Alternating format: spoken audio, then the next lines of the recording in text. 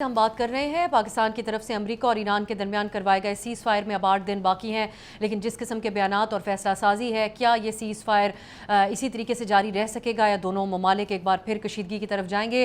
कामरान, एक तो ये बात कि ये जो अब अमेरिका का मुतालबा है ईरान से न्यूक्लियर के हवाले से, जिसको जेडी वैंस ने एक वाहिद मौजू के तौर पर बताया कि मुज़ाकरात क्यों कामयाब नहीं हुए, ये माजी के मुकाबले में हमें बहुत मुख्तलिफ नज़र आता है। जब ओबामा के दौर में डील हुई थी तो उस वक्त 15 साल का एक फ्रेमवर्क बयान किया गया था, कैपेसिटी रिड्यूस करने की और इनरिचमेंट को लिमिट करने की बात की गई थी। अब एक वेग सा स्टेटमेंट दे दिया जाता है अमेरिकी क़यादत की तरफ से। आपकी क्या अंडरस्टैंडिंग है कि इस वक्त ईरान से वो क्या चाह रहे हैं इस सिलसिले में?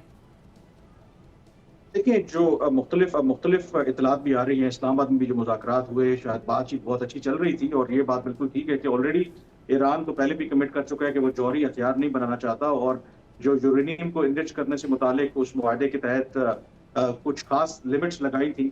लेकिन ईरान हमेशा ये कहता रहा है कि वो जो सिविलियन न्यूक्लियर प्रोग्राम है और उसके लिए जितना यूरेनियम इनरिच करना है, उससे कभी भी दस्तबरदार नहीं होगा। जो मेरे पास मालूमात हैं, उसमें यही जो ईरान भी कह रहा है कि उन्होंने मैक्सिमम पोजीशन ली है, उसमें वो बुनियादी तौर पर अमेरिका जो मुतालबा कर रहा है कि आप मुकम्मल तौर पर जो एक तो स्टॉक पाइल्स हैं यूरेनियम के, वो उससे दस्तबरदार हों और ज़ीरो एनरिचमेंट आप करें। और उसके लिए कुछ जो इतलात हैं कि 20 साल तक के लिए आप कोई यूरेनियम एनरिचमेंट नहीं करेंगे। ये बताया जा रहा है कि एक स्टिकिंग पॉइंट जिसकी वजह से शायद मुज़ाकरात आगे नहीं बढ़ पाए। और इसमें एक और जो स्टेट ऑफ हॉर्मोज़ की भी बात हो रही है, तो इन मुज़ाकरात में जो जेडी वैंस है या अमेरिकी डेलीगेशन है, उन्होंने ये भी इल्ज़ाम लगाया ईरान के ऊपर कि आपने जो आर्ज़ी सीज़ फायर मुआहदे के तहत स्ट्रेट ऑफ हॉर्मोज़ को रीओपन करना था, आपने उस तरीके से नहीं किया।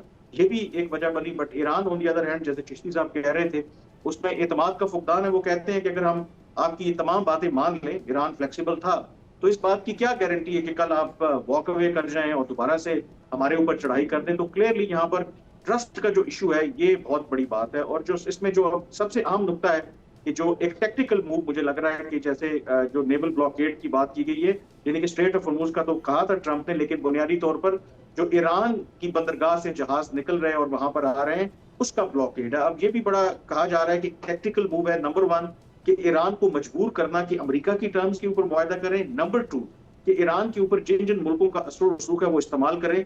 और अगर अमेरिका कामयाब हो जाता है इस नेवल ब्लॉकेड, तो सबसे ज्यादा मुतासर चीन होगा, क्योंकि चीन की जो एनर्जी की जरूरियात है, उसका कंसिडरेबल जो तेल वगैरह आता है वो ईरान से ही आ रहा है।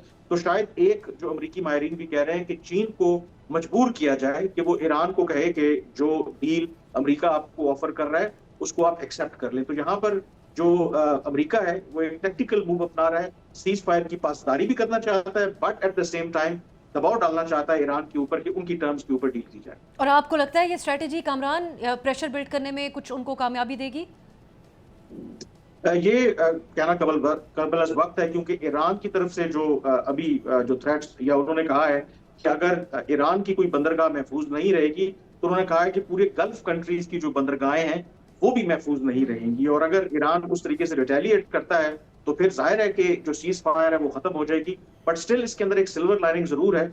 अगर आप देखें कि ठीक है, ईरान ने जितना भी रेजिस्ट किया इस 6 हफ्तों के दौरान, लेकिन इस्लामाबाद मुज़ाकरात के बाद अगर आप उनके फॉरेन मिनिस्टर को देख लें, उनके सदर को देख लें, उनके जो सफीर हैं उनको देख लें, उनके पार्लियामेंट्री स्पीकर को देख लें, तो उनकी तरफ से जो बयानात आ रहे हैं वो रेटरिक आपको कम नजर आ रहा है। वो कहीं ना कहीं शायद डील के लिए तैयार है, क्योंकि एक अंडरस्टैंडिंग मेरे ख्याल में वहां ये भी है कि शायद जो डील आपको ट्रंप ऑफर कर सकते हैं, और इमेजिन करें कि अगर ट्रंप के साथ उनकी डील हो जाती है तो ऑटोमेटिकली जो ईरान का जो स्टेचर है वो बढ़ जाता है, ईरान को एक और लाइफ लाइन मिल जाती है। तो मुझे लगता है कि कहीं ना कहीं स्टेक्स इतने ज्यादा हाई हैं कि ये शायद जो मूव है अमेरिकी सदर ट्रंप का में भी काम कर रहे हैं। कामरान, आपका बहुत बहुत शुक्रिया। और ऐसे ही आपकी गुफ्तगू से नजर आता है कि ट्रंप की पहले दिन से जो कोशिश थी दीगर ममालिक इस कॉन्फ्लिक्ट में शामिल करवाने की, उसी की कंटिन्यूएशन नजर आती है। बाकर सजाद साहब, नेटो ममालिक इसमें शामिल नहीं हुए, आज भी नाकाबंदी के फैसले को चीन की तरफ से, रूस की तरफ से, जापान की तरफ से इसको इंडोर्स नहीं किया गया है सदर ट्रंप के इस फैसले को। अभी तक तो कोई उनका स्ट्रेट ऑफ हुर्मुज़ के सिलसिले में साथ देने को तैयार नहीं था, लेकिन आप समझते हैं कि अब जो प्रेशर बिल्ड होगा इससे इस फैसला साजी के जरिए वो ईरान पे को प्रेशर बिल्ड कर सकते हैं, या फिर ये मज़ीद एक्सपैंड करेगी ये बात और सदर ट्रंप ख़ित्ते के ममालिक और ईरान को आमने सामने लाने की कोशिश ही करते रहेंगे? जो ट्रम्प की जो स्ट्रेटजी वो तो यही है कि किसी तरह से ईरान को प्रेशराइज किया जाए और जो उसकी तरफ से उन्होंने अमेरिका ने कंसेशंस लेनी है न्यूक्लियर फाइल पे या स्ट्रेट ऑफ हॉर्मुज पे वो ले ले। लेकिन ईरान जो बज़ाहिर नजर आता है कि वो स्ट्रेटजी के लिए तैयार था।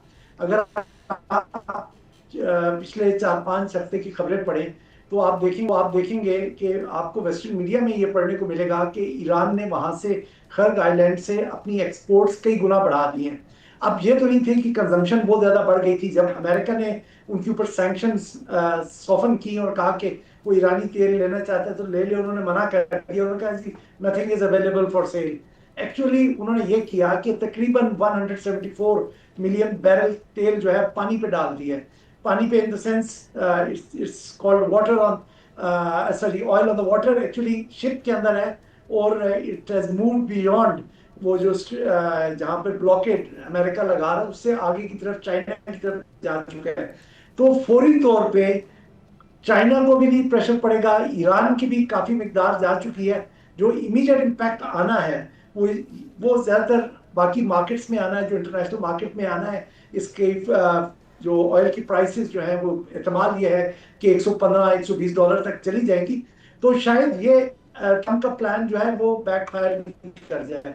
इसी वजह से जो उसके नेटो के अलाइज हैं वो आज भी यही बात कर रहे हैं कि हम एक अपनी कंसोर्शियम बना के नॉन वायलेंट मीन्स के जरिए इसको खोलने की कोशिश करेंगे। ये आज फ्रेंच प्रेसिडेंट ने कहा था।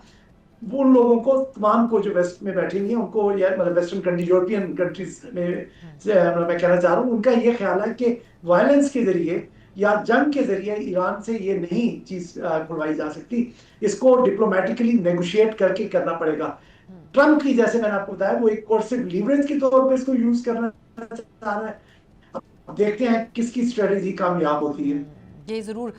चिश्ती साहब, आपकी नज़र में ये इतना ही सिंपल होगा ब्लॉकेड, जिसको नाकाबंदी ईरानी पोर्ट्स की तरफ से आने और जाने वाली शिप्स को कहते हैं रोका जाएगा अमरीकियों की तरफ से, ये और फिर माइंस के हवाले से भी चैलेंज मौजूद है। जिस तरह बयान किया जा रहा है इतना ही आसान होगा अमरीकी फोर्सेस के लिए इस पे अमल दरामद? जी, मैं तो शुरू से कह रहा हूँ, जब पहले राउंड में अमेरिकन प्रेसिडेंट ने अनाउंस किया था कि हम ब्लॉकेड करेंगे तो मैं बड़ा स्ट्रेंज लगा था।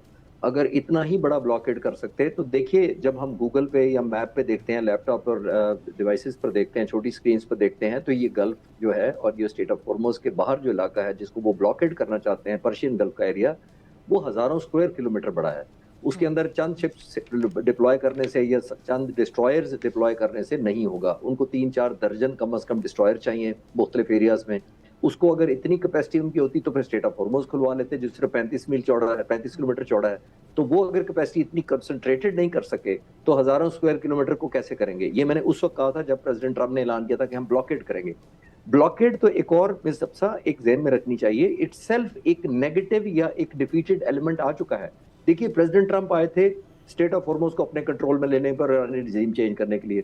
वो नहीं कर सके, वो कंप्लीटली ईरान के कंट्रोल में चला गया। ईरान इससे पहले 4% तेल करता था एक्सपोर्ट, अब वो 20% इनडायरेक्टली दुनिया का तेल कंट्रोल कर रहा है। जब वो नहीं छुड़ा सके तो आप कह रहे हैं कि अब मैं उसको अनब्लॉक के बजाय मैं एक और जगह ब्लॉक कर दूंगा। एक और बात नहीं हमें भूलनी चाहिए कि इंटरनेशनल लॉ के अंदर किसी भी मुल्क का ब्लॉकेड करना is an act of war. तो एक्ट ऑफ वॉर का तो मतलब ये है कि आप कैसे किसी मुल्क को आप इस तरह कॉर्नर किसी एक को कर सकते हो। तो इसीलिए आपने नोट किया कि अब उन्होंने ब्लॉकेड लफ्ज छोड़ दिया है और उन्होंने ईरानियन शिपिंग को स्टैंड अलोन कर लिया, क्योंकि आई एम श्योर मेरे से बहुत ज्यादा समझदार उनके एडवाइजर होंगे कि आप ब्लॉकेड का लफ्ज नहीं यूज कर सकते। ब्लॉकेड का तो मतलब ही एक एक्ट ऑफ वॉर है, यूनाइटेड नेशंस का एक लॉ है। तो आई थिंक कैपेसिटी भी नहीं है। मैं डे 1 से कह रहा हूँ, अभी भी मेरा मानना है कि उसने अपनी यूनाइटेड स्टेट्स नेवी को बहुत थिन कर लिया हुआ है, बहुत ज्यादा आइसोलेटेड किया हुआ है, बहुत ज्यादा डाइल्यूटेड है टास्क जो उनको दिया गया है वो अचीव करने के लिए। दूसरा, इस तरह के ब्लॉकेड के लिए आपको एयरक्राफ्ट कैरियर भी लाने पड़ते हैं।